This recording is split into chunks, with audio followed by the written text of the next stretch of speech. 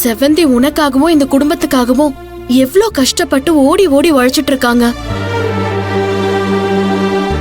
நீ எவ்ளோ நல்ல பொண்ணு, புத்திசாலி பொண்ணு, எதையுமே பக்குவமா ஹேண்டில் பண்ணுவ. உனக்கு நான் எடுத்து சொல்லியா இதெல்லாம் தெரியணும்? அம்மா சொல்றத கேட்டுட்டு நல்லபடியா சாப்பிட்டு அவங்க கிட்ட அன்பா சிரிச்சு பேசிட்டு இருந்தா தானே அவங்களுக்கும் சந்தோஷமா இருக்கும். இப்ப நீங்களே சொல்றீங்களா ஆண்டி, நான் புத்திசாலியான பொண்ணு, எல்லாத்தையும் பக்குவமா ஹேண்டில் பண்ணுவேன்னு? அந்த பக்குவம் எனக்கு இருக்குன்றதுனாலதான் எனக்கு தேவைன்றத நான் கேட்டேன். அது இவங்க தான் புரிஞ்சுக்க மாட்டேங்கிறாங்க. எப்ப பார்த்தாலும் நான் சின்ன குழந்தைன்னு சொல்லி நான் எது கேட்டாலும் என் வாயை அடைக்க பாக்குறாங்க. நீங்க எடுத்து சொல்லி புரிய வைக்க வேண்டியது எனக்கு இல்ல. மது சின்ன பொண்ணு கிடையாது, அவ கேக்குறத வாங்கி கொடுங்கன்னு நீங்க தான் உங்க ஃப்ரெண்டு கிட்ட பக்குவமா எடுத்து சொல்லி புரிய வைக்கணும்.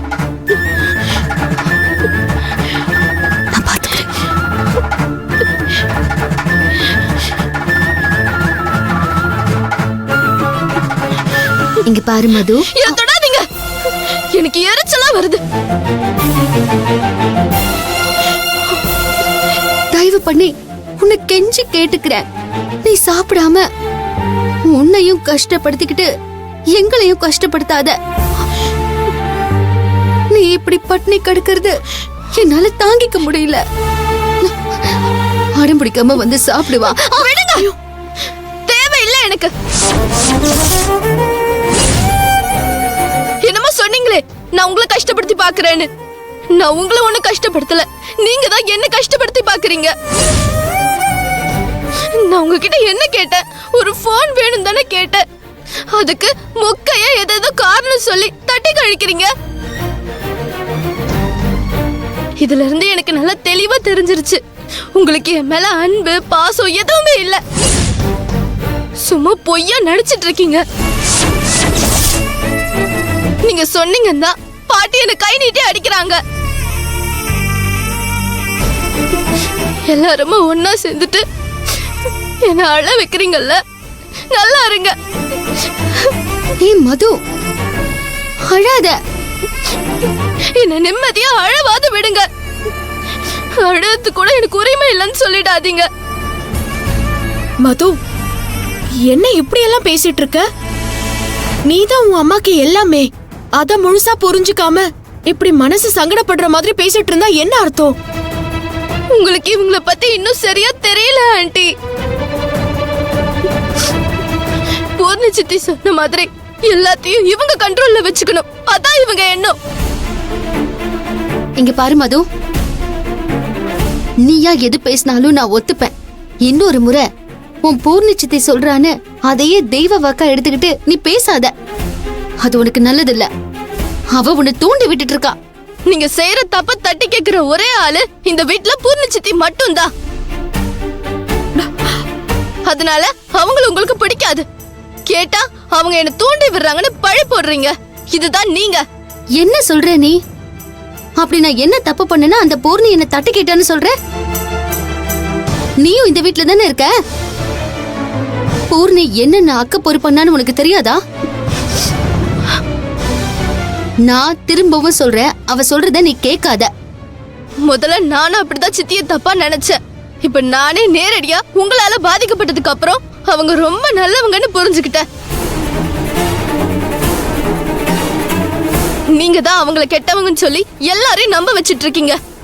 மது, பூர்ணி சரியானவ கிடையாது. உங்க அம்மாவை பழி வாங்கறதுக்காக உன்னை பகடக்காயா யூஸ் பண்ணிட்டு இருக்கா. அவ சொல்றதெல்லாம் கேட்டுட்டு உங்க அம்மாவை நீ தப்பா நினைக்காத. அதெல்லாம் கிடையாது ஆண்டி. பூர்ணி சித்தி ரொம்ப நல்லவங்க.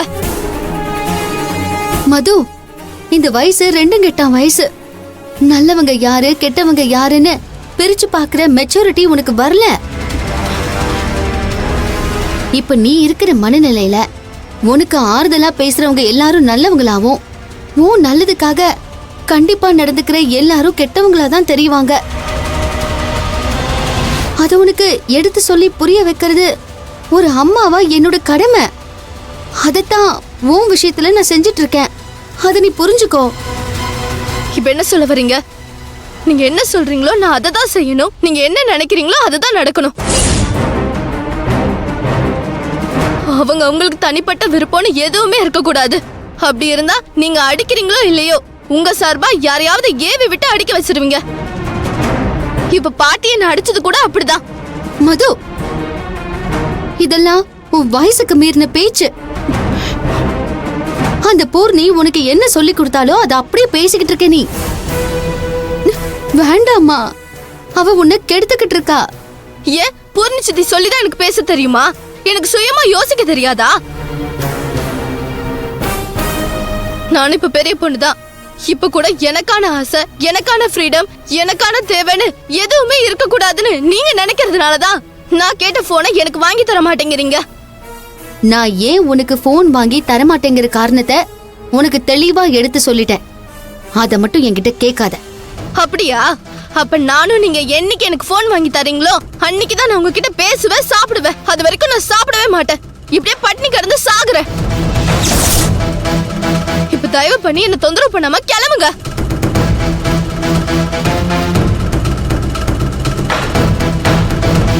என்ன பாக்குறீங்க? போங்கன்னு சொன்னேன்.